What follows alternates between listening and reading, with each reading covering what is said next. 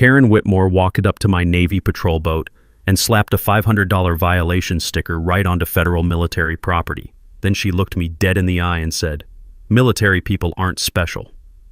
I was standing there fresh off deployment, coffee still steaming in my hand, watching this HOA president with a clipboard and measuring tape treat a U.S. Navy patrol vessel like it was some abandoned junk RV. "This commercial vehicle has to go," she snapped. "Pay up by Friday or we tow it." Diesel hung in the cold morning air. Her cheap perfume tried and failed to cover it. What she didn't realize in that moment was that she hadn't just written a fine. She had just interfered with a federally registered military asset. And the phone call that happened 30 minutes later would turn her petty HOA power trip into a criminal investigation. What would you do if your HOA tried to bully the U.S. Navy? Let me back up and explain how we got to this beautiful disaster. My name's Jake Thornfield, Commander, U.S. Navy, 15 years of service, recently divorced, and honestly just trying to rebuild my life in what seemed like a normal neighborhood. Riverside Meadows, you know the type. Upper middle class development built around 2015, where the biggest drama is usually someone's sprinklers hitting their neighbor's car.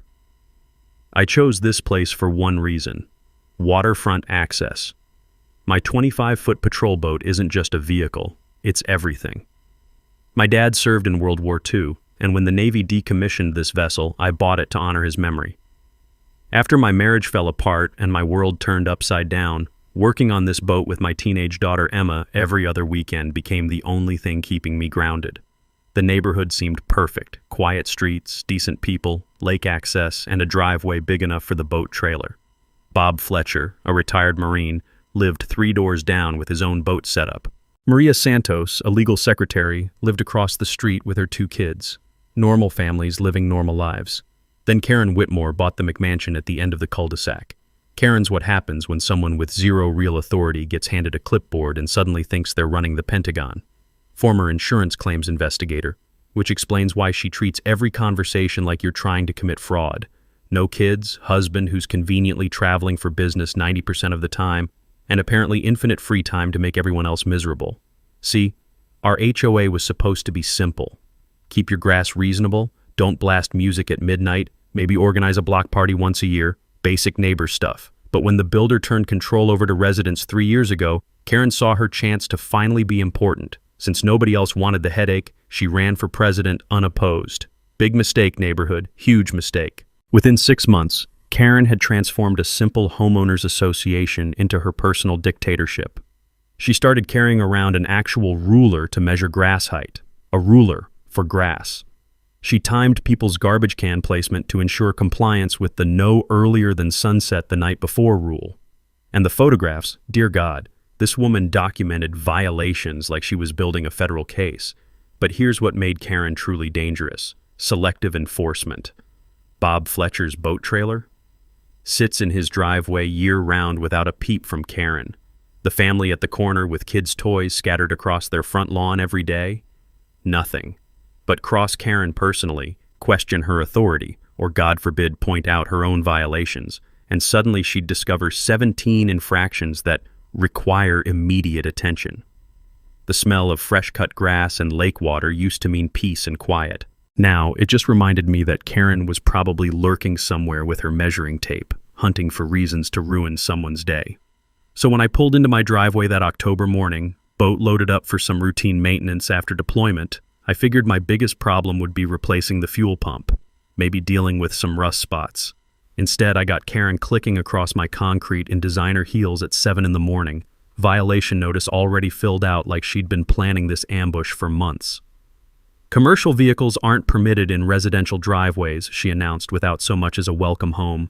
Section 12C of the Community Covenants, $500 fine, 30-day removal requirement plus additional penalties for non-compliance. I stood there with my deployment bag still over my shoulder, coffee getting cold, watching this woman wave around legal papers like she was serving a federal warrant instead of hassling someone who'd just spent 6 months making sure she could sleep safely in her oversized house. That's the moment I realized Karen Whitmore had made the worst miscalculation of her self-appointed career. She looked at me and saw some random neighbor she could bully into submission. What she actually did was pick a fight with the United States Navy. And brother, that phone call 30 minutes later was going to be very educational for everyone involved. The phone call I made wasn't to a lawyer. It was to my old friend at Navy Legal Assistance. "Jake, what kind of trouble did you find this time?" Lieutenant Commander Sarah Lucy laughed when she heard my voice. I explained the situation while staring at Karen's orange violation sticker fluttering on my boat like some kind of surrender flag she didn't know she'd already raised. The morning sun was warming up, and I could smell coffee brewing from someone's kitchen window. "Sarah, this HOA president is trying to fine federal military property.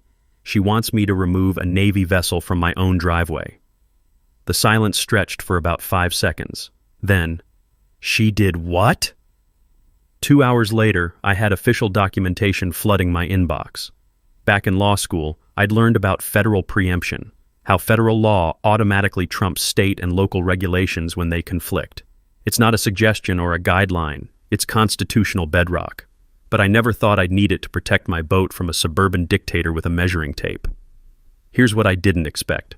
Karen doubled down. She showed up at my door that afternoon with 3 more violation notices, her heels clicking on my porch like a countdown timer. The sound was getting on my nerves. Apparently, my boat now also violated noise ordinances, property value standards, and something called aesthetic community guidelines.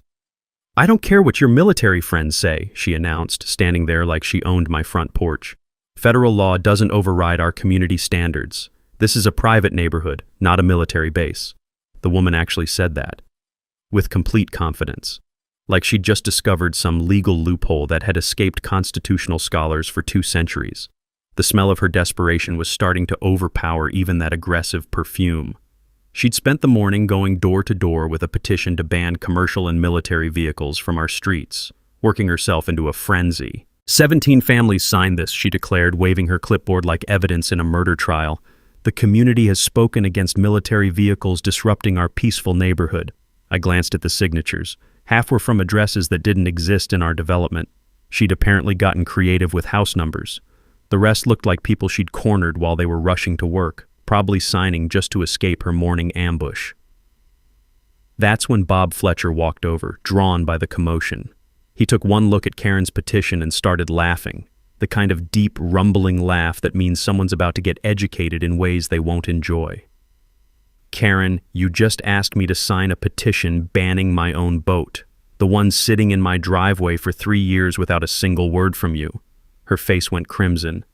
That's completely different. Your boat isn't causing security issues like military property does." "Security issues?" Bob's voice carried that steel edge every Marine develops when dealing with weapons-grade stupidity. "Lady, this man spent 6 months overseas defending your right to stand here acting like an idiot. Show some respect." Wrong thing to say to Karen. She cranked the crazy up to 11. "Military people get special treatment for everything," she snapped, her voice rising to carry across the entire cul-de-sac. "Free health care, housing benefits, education benefits, and now they think community rules don't apply. Some of us actually work for a living instead of playing with boats on the taxpayer's dime." The sound of Bob Fletcher's jaw clenching was audible from 15 feet away. Maria Santos appeared from across the street, probably sensing the legal disaster about to unfold like a storm front moving in. "Karen," Maria said carefully, her legal secretary training kicking in, "you really should research federal housing protections before you continue down this path." "I've researched everything," Karen cut her off, waving those violation notices like battle flags. "HOA covenants are binding legal contracts. Military status doesn't give anyone special rights to violate private property agreements."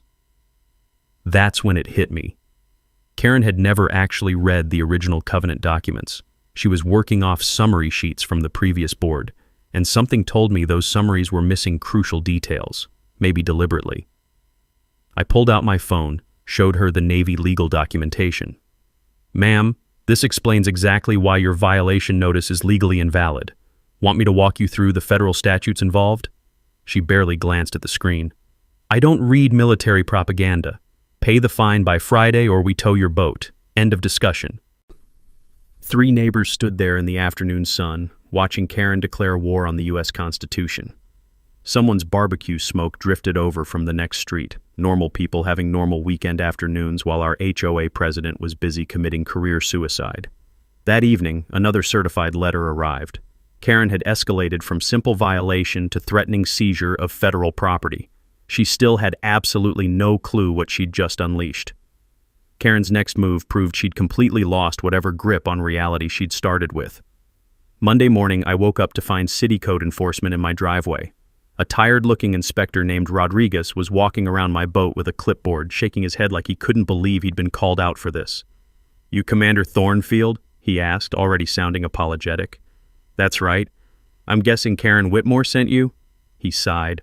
"She filed a complaint claiming you've got an abandoned commercial vehicle violating city ordinances. Said it's been here for months without registration." He glanced at the giant U.S. Navy painted across the hull. "Sir, I've got to ask, is she serious?" I handed him the federal documentation. Rodriguez took one look, pulled out his phone, and made a call that ended Karen's code enforcement career before it started. "Ma'am, this is Inspector Rodriguez. That complaint you filed? The vehicle in question is federal military property with proper registration. No, I cannot issue a violation. Because it's the U.S. Navy, ma'am. Yes, I'm sure." The sound of him hanging up echoed across the driveway. "Commander, I apologize for wasting your time. That woman's been calling our office twice a day for a week." But Karen wasn't done. She'd also contacted our homeowners insurance company. That afternoon, I got a call from my agent.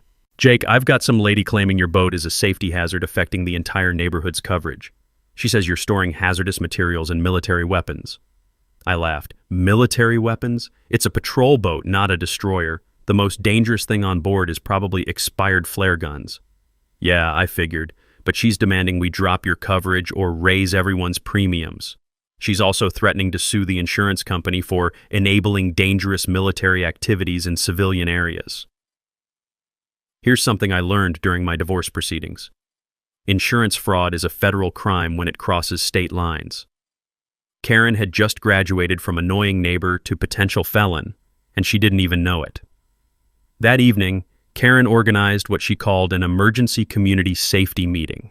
She'd sent flyers to every house, complete with photos of my boat and dramatic headlines about military vehicle invasion and neighborhood security crisis. The meeting was held in the community center, a fancy name for the glorified shed where we kept pool maintenance equipment. Karen had arranged folding chairs like she was hosting a town hall, complete with a podium she'd borrowed from somewhere. About 15 neighbors showed up, mostly out of curiosity. Karen stood at the front in a business suit, looking like she was about to deliver a State of the Union address. "Thank you all for coming to address this serious threat to our community safety," she began, pointing at blown-up photos of my boat. "Military vehicles have no place in residential neighborhoods. They attract the wrong element, decrease property values, and pose unknown security risks." Bob Fletcher raised his hand. "Karen, what exactly do you think is going to happen? Is the boat going to attack us?" "This isn't a joke, Robert," she snapped. "Military personnel are trained killers. Having weapons of war parked in driveways sends a message that our neighborhood accepts violence." The room went dead silent. Maria Santos stood up, her legal training clearly kicking in. "Karen, you're accusing a decorated Navy officer of being a threat to community safety because of his military service. That's discrimination, and it's illegal." "I'm protecting property values," Karen shot back. "Military families bring instability, deployments, PTSD, weapons training.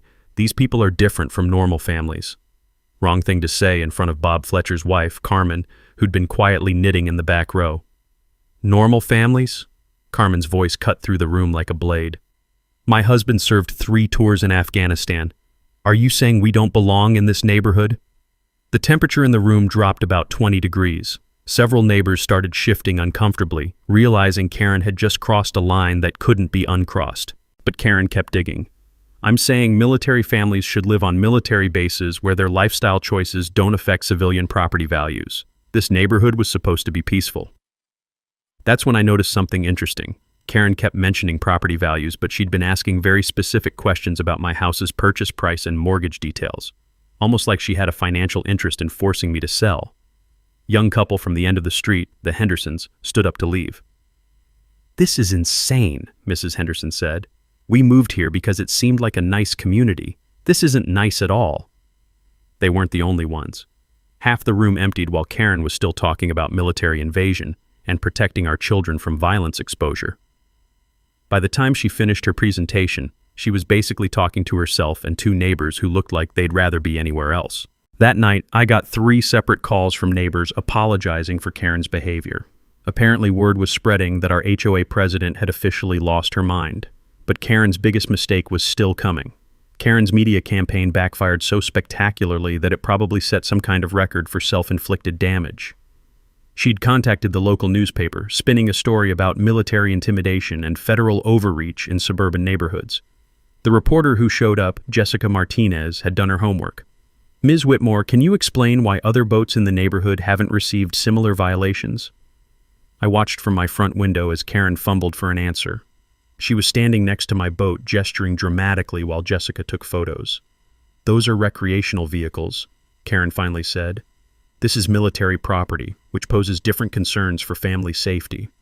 "What specific safety concerns?" Jessica pressed. "The boat appears to be decommissioned civilian patrol craft. Military personnel are trained for combat situations. Having weapons of war in civilian areas creates an atmosphere of violence that affects children's development." Jessica stopped writing and looked up from her notepad. "Are you suggesting military families shouldn't live in civilian neighborhoods?" "I'm suggesting they should live where their lifestyle choices don't impact normal families' property investments." The interview went downhill from there. Jessica spent another hour talking to neighbors, including Bob Fletcher, who gave her an earful about Karen's selective enforcement and discrimination against veterans. When the story ran 3 days later, the headline read, "Local HOA President Under Fire for Anti-Military Discrimination." The article included quotes from Karen calling military families unstable and suggesting they don't belong in peaceful neighborhoods. The backlash was swift and brutal. By noon, Karen's phone was ringing constantly. Veterans organizations, military family support groups, and half the city council were demanding explanations. The mayor's office issued a statement supporting military families' housing rights. Social media exploded. Someone had posted Karen's quotes alongside photos of local veterans, including a Gold Star mother whose son had died in Iraq. The hashtag Riverside Shame was trending locally by evening. But Karen's response to negative publicity proved she'd learned nothing from the experience. She doubled down with a vengeance. First, she hired a private security company to patrol our neighborhood, claiming increased security concerns due to military presence. 2 bored-looking guards in a white sedan started making hourly drives past my house, like I was running some kind of terrorist cell out of my garage. Then she attempted to block my access to the community boat launch. I discovered this when I tried to take Emma out for our weekly father-daughter boat trip. Karen was standing at the launch ramp with orange cones and a clipboard, looking like she was directing traffic at a disaster scene. "Private property," she announced when I approached with the boat trailer.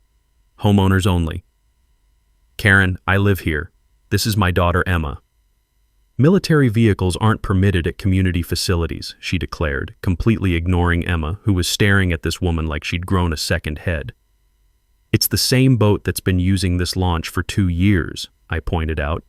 "Previous usage doesn't establish permanent rights.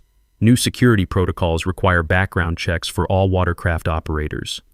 Emma, who's 16 and doesn't suffer fools gladly, piped up, "Lady, are you seriously trying to background check the Navy?" Karen's face went red. "Young lady, this is adult business. Military families need to understand that community resources have restrictions." That's when I realized Karen had made a crucial miscalculation. She'd decided to mess with my daughter. The smell of lake water and boat exhaust was mixing with Karen's increasingly frantic perfume as more neighbors started gathering to watch this disaster unfold. The Hendersons were setting up their own boat launch, completely ignoring Karen's cones. Bob Fletcher was launching his kayak with deliberate slowness, clearly enjoying the show. "Ma'am," I said carefully, "you're blocking a public waterway access point that's maintained by the city, not the HOA. Community facilities are governed by community standards," she insisted. Maria Santos appeared with her kids and their fishing gear. As a legal secretary, she'd obviously done her research. "Karen, the boat launch easement is public property. The city maintains it, and the HOA has no authority to restrict access. You're actually violating municipal access rights." But Karen had moved beyond caring about legal details. "Military families are disrupting community peace. Other residents have expressed concerns about weapons training and combat-related activities." "Combat-related activities?" I couldn't help laughing. "We're going fishing." Military personnel are always training for violence, she declared to the growing crowd of neighbors. Children shouldn't be exposed to this kind of aggressive behavior. That's when Bob Fletcher started slow clapping from his kayak. Karen, you've officially become the neighborhood crazy person. Congratulations. The sound of his applause echoed across the water as other neighbors joined in.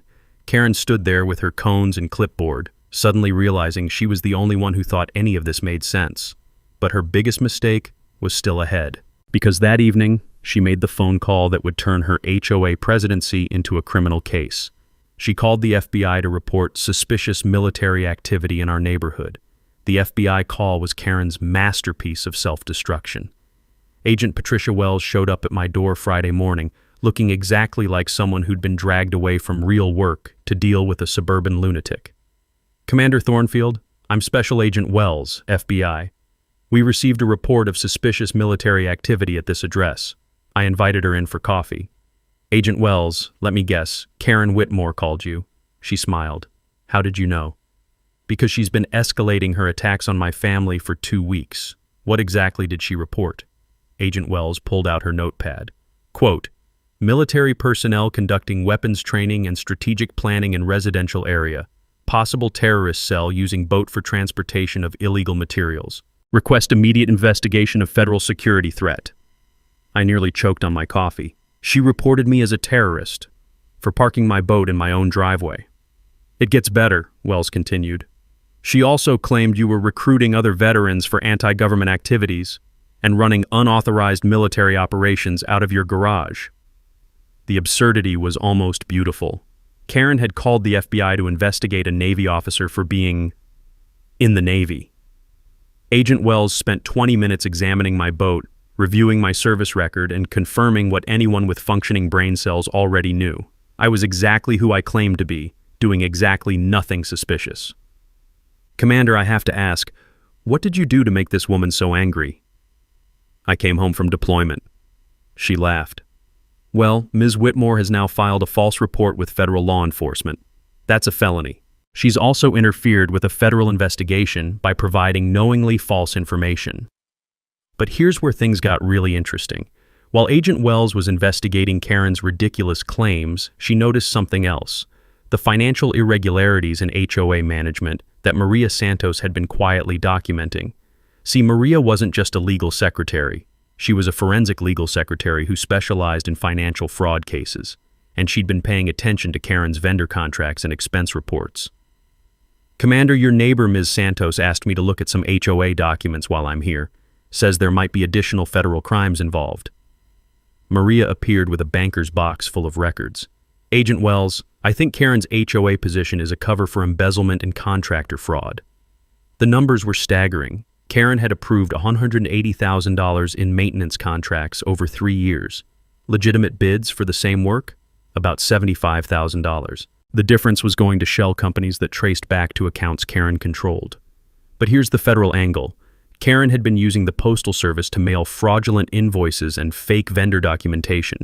Mail fraud carries the same penalties as bank robbery. She's been systematically stealing from the HOA, Maria explained, spreading out bank statements and invoices.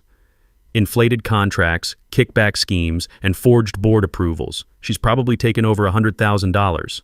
Agent Wells was taking detailed notes. How long has this been going on? Since she became president. But it escalated after Commander Thornfield moved in. She needed a distraction from the financial irregularities, so she created this military threat narrative. That's when the full picture became clear. Karen's attack on my boat wasn't about HOA rules or property values. It was about covering up federal crimes. She'd been embezzling from the community for 3 years. When neighbors started asking questions about rising fees and declining services, she needed a crisis to distract attention. My boat became her perfect scapegoat. The smell of Karen's desperation finally made sense. She wasn't just power-hungry. She was a cornered criminal trying to avoid prison. Agent Wells gathered all the financial evidence in my documentation of Karen's harassment campaign. Commander, this woman has committed multiple federal felonies: false reporting, mail fraud, embezzlement from a homeowners association, and civil rights violations. What happens now? Now she gets arrested. But we need to coordinate with local authorities because she's also violated state laws. Fraud, theft, filing false police reports, and probably a few others. I watched through my window as Agent Wells walked over to Karen's house. The conversation at her front door lasted about 5 minutes before Karen started screaming about military conspiracies and federal harassment of honest citizens. By evening, Karen had received official notice that she was under federal investigation for multiple felonies. Her HOA presidency was automatically suspended pending criminal proceedings. The neighborhood group chat was buzzing with news that our dictatorial president was actually a common thief who'd been stealing from us for years. But Karen's response to federal criminal charges would prove she'd learned absolutely nothing from this experience.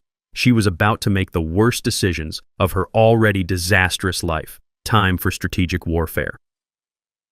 Agent Wells had given me the federal prosecutor's contact information, and by Monday morning, I was coordinating with attorneys who specialized in civil rights violations and financial crimes.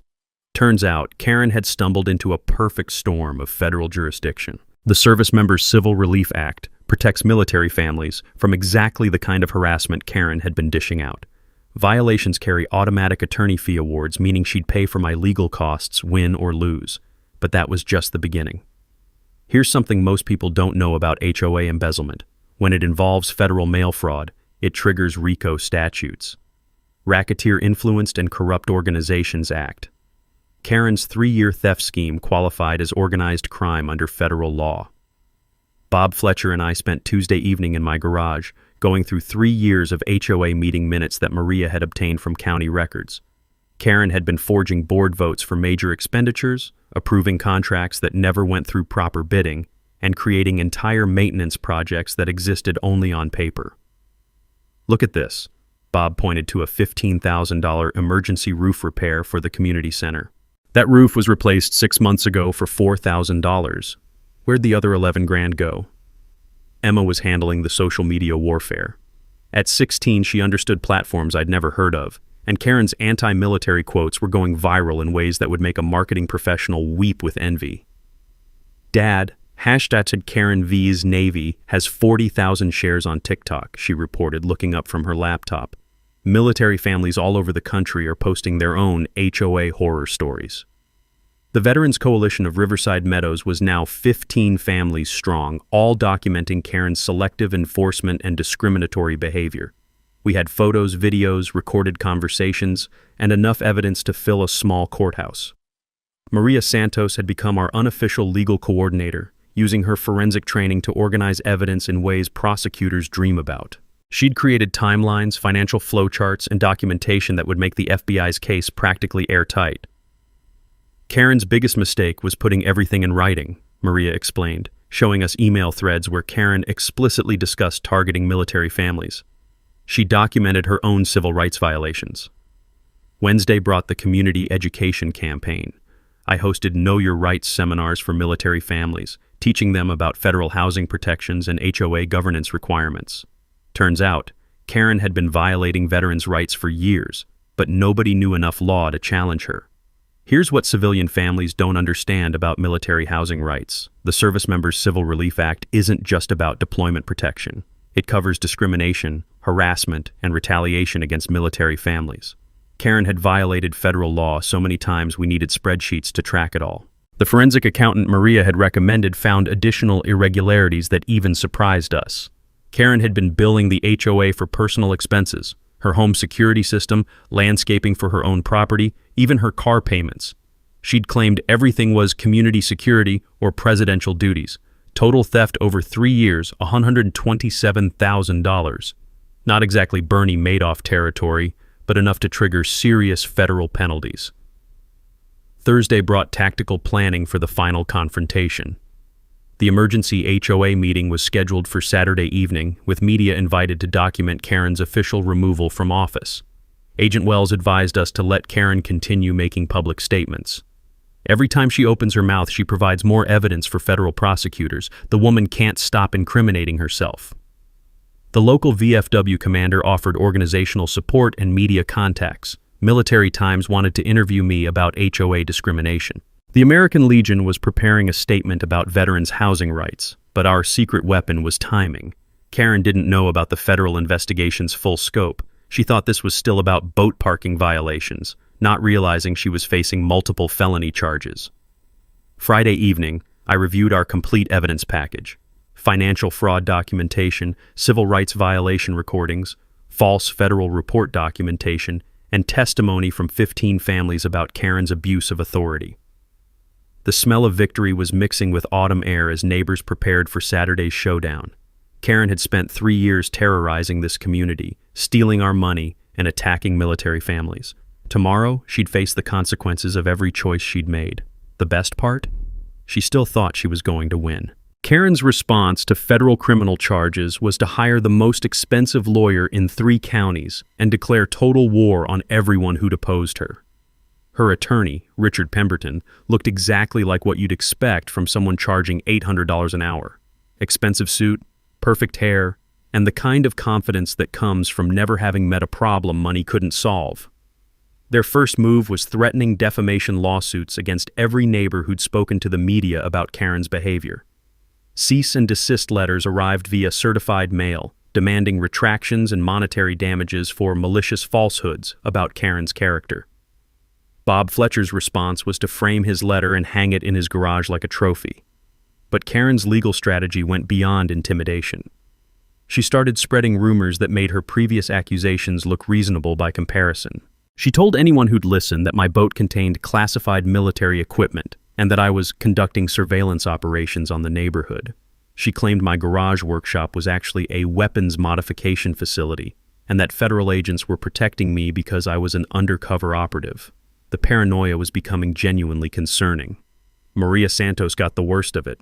Karen had somehow discovered that Maria handled fraud investigations for her law firm and decided this made her part of a federal conspiracy against honest HOA presidents. "She's telling people I'm an FBI informant," Maria told me while we organized evidence files in my kitchen. "She's also claiming I'm being paid by the military to spy on civilian communities."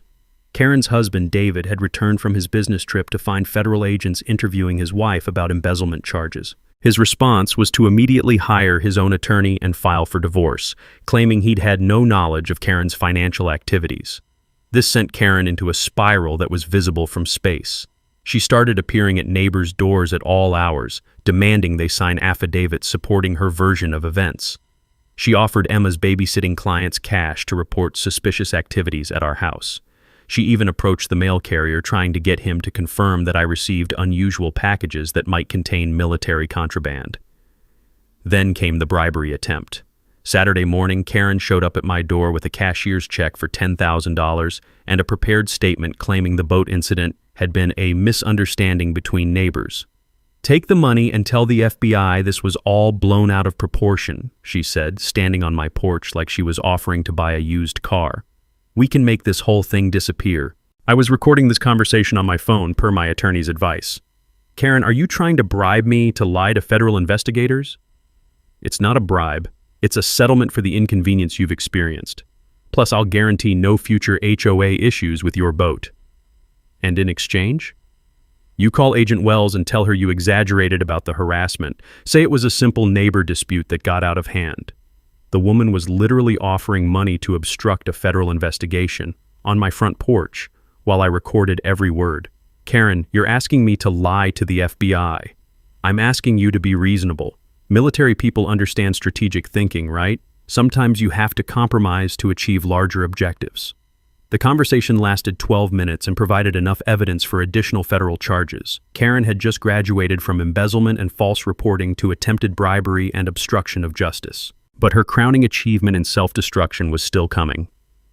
That afternoon, she organized what she called a community protection rally in the neighborhood park. She'd invited local news cameras and set up a podium like she was running for office. About 30 people showed up, mostly to watch the spectacle. Karen stood at the microphone in a business suit, looking like she was about to announce her candidacy for president. "Citizens of Riverside Meadows," she began, "we're under attack by federal forces using military families as cover for surveillance operations." Bob Fletcher started laughing so hard he nearly fell off the picnic table. "Laugh if you want," Karen continued, "but ask yourselves why the FBI showed up immediately when I questioned one military vehicle. Ask why federal agents are protecting someone who refuses to follow community rules." She went on for 20 minutes about government overreach, military conspiracies, and federal plots against honest homeowners. Local news broadcasted the whole thing live, providing Karen with enough rope to hang herself professionally, legally, and socially. The smell of her desperation was now mixed with complete delusion as she accused half the neighborhood of being federal informants. By evening, Karen's rally was trending on social media as an example of HOA presidents losing their minds. The video had been viewed 200,000 times, with comments ranging from hilarious to deeply concerned about Karen's mental state.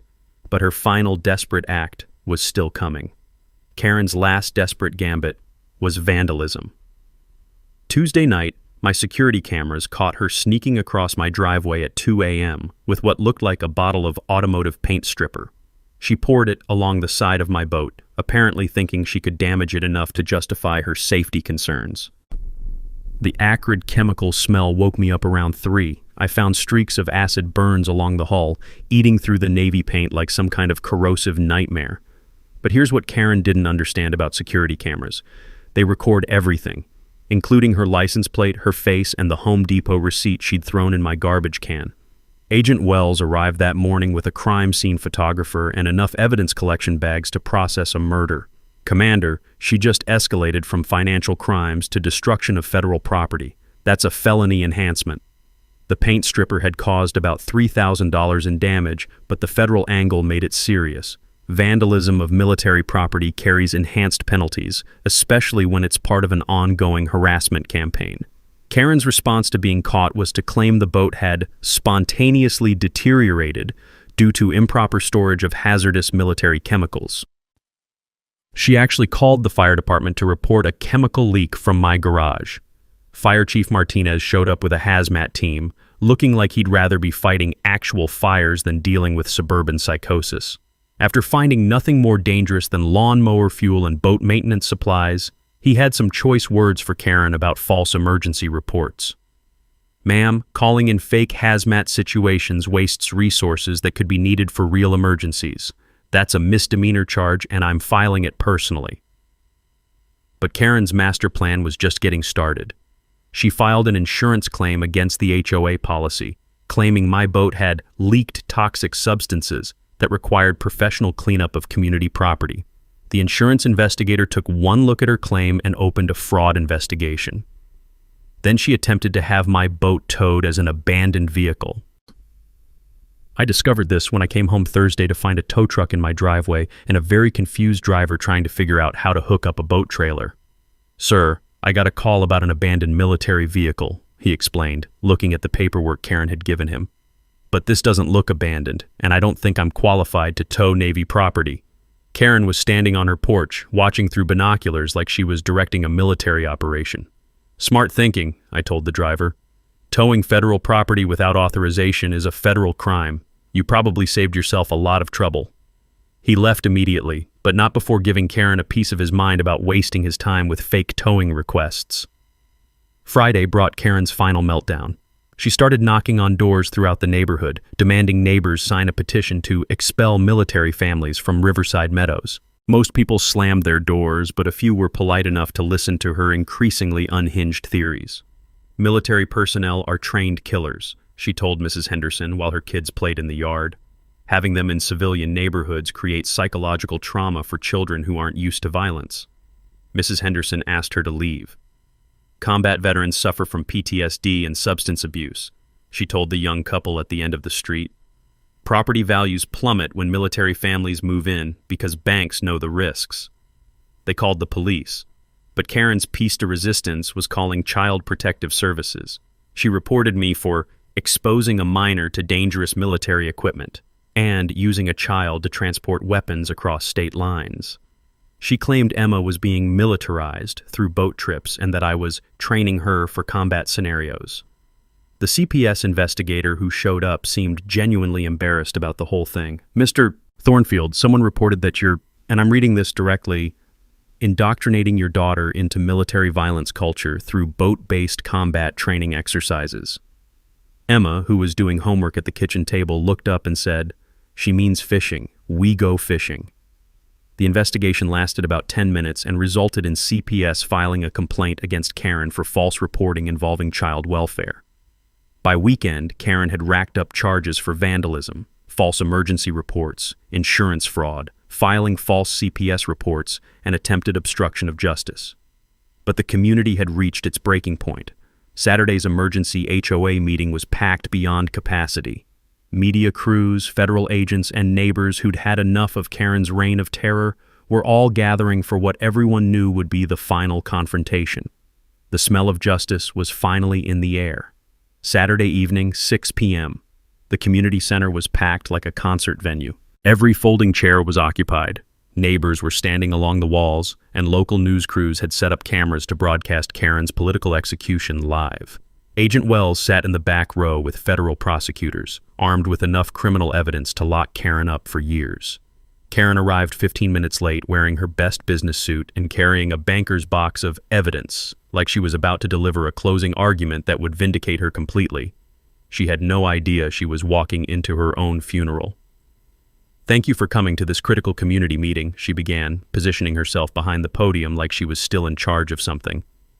"Tonight, we address the military invasion of our peaceful neighborhood and the federal harassment of honest citizens." Bob Fletcher raised his hand. "Karen, are you seriously still talking?" She ignored him. "For weeks, I've been subjected to persecution for enforcing community standards. Federal agents have been called in to intimidate a citizen who dared to question military privilege." Maria Santos stood up with a stack of financial documents. "Karen, before you continue embarrassing yourself, would you like to explain where $127,000 in HOA funds went over the past 3 years? The room went dead silent.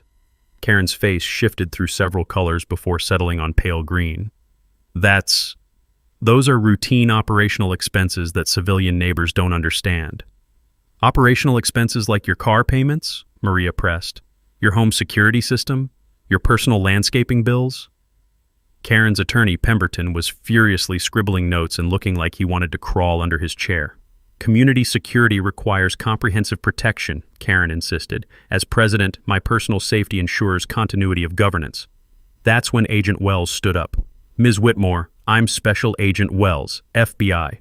You're under arrest for mail fraud, embezzlement, filing false federal reports, civil rights violations, and obstruction of justice. The sound of handcuffs clicking echoed through the dead silent room. You have the right to remain silent, Wells continued as Karen's face went from green to ash white. Anything you say can and will be used against you in federal court. Karen tried one last desperate play. This is federal harassment. I'm being persecuted for protecting civilian families from military intimidation. Ma'am, you called the FBI to report a Navy officer as a terrorist for parking his boat in his own driveway, Wells replied. Then you vandalized federal property, attempted to bribe a witness, and stole over $100,000 from your neighbors. The room erupted in applause as Wells escorted Karen toward the exit in handcuffs. Her expensive attorney was gathering his papers and looking like he needed a very strong drink. But Karen couldn't resist one final statement. Military people think they're above the law, she screamed as Wells guided her through the doorway. This neighborhood will never be safe with trained killers living among normal families. Her voice echoed across the parking lot as neighbors stood in the doorway, watching 3 years of tyranny finally come to an end. The local news anchor was broadcasting live, a dramatic conclusion tonight in Riverside Meadows, where an HOA president who targeted military families has been arrested on federal charges. Bob Fletcher started slow clapping again, and this time the entire room joined in. The applause lasted for nearly 2 minutes as neighbors celebrated the end of Karen's reign of terror. Emergency motion to dissolve the current HOA board and elect new leadership, called out Mrs. Henderson. Seconded, shouted about 15 voices simultaneously. The vote was unanimous, 47 in favor, 0 opposed, 1 abstention from Pemberton, who was probably calculating his legal bills. But the real victory speech came from 8-year-old Tommy Santos, Maria's youngest son, who raised his hand and asked, "Does this mean the crazy lady won't yell at us anymore?" The laughter that followed could probably be heard 3 blocks away. Emma was live streaming the whole thing for her TikTok followers, providing running commentary about HOA Karens getting arrested for messing with military families. Karen vs. Navy was trending nationally within an hour. As neighbors filed out into the evening air, there was a feeling I hadn't experienced in months. Peace.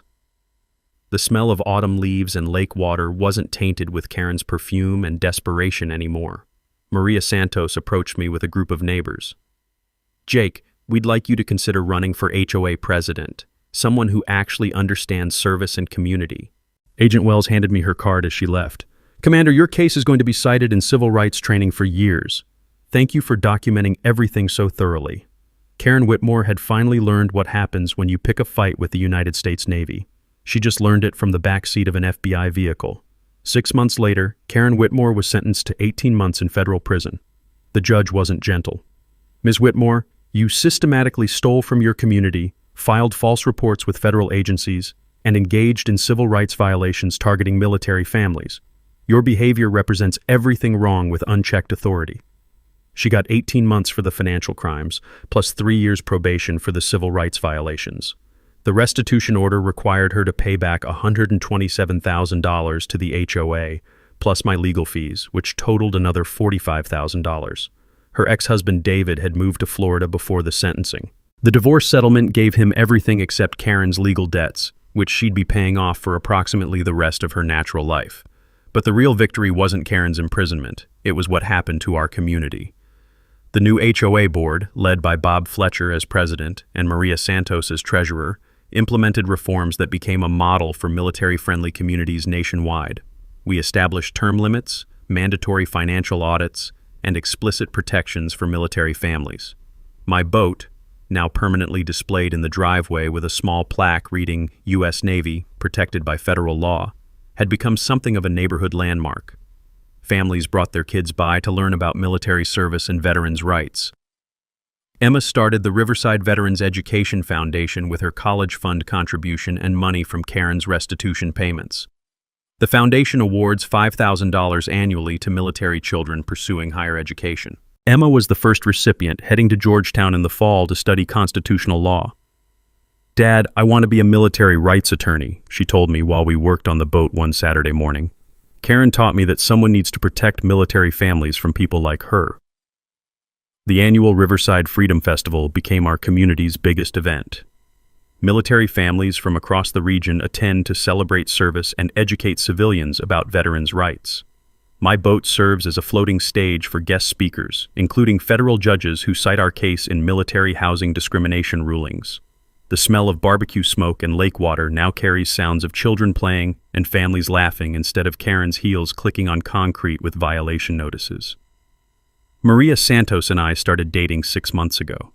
Turns out, fighting federal crimes together is a pretty solid foundation for a relationship. She moved into my guest house last month, bringing her kids and creating the kind of blended family that actually works.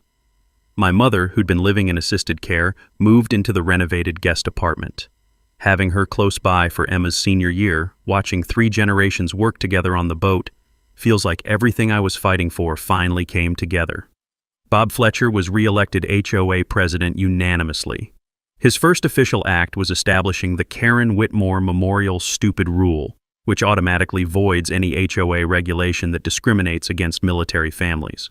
The legal precedent from our case led to federal legislation strengthening military housing protections.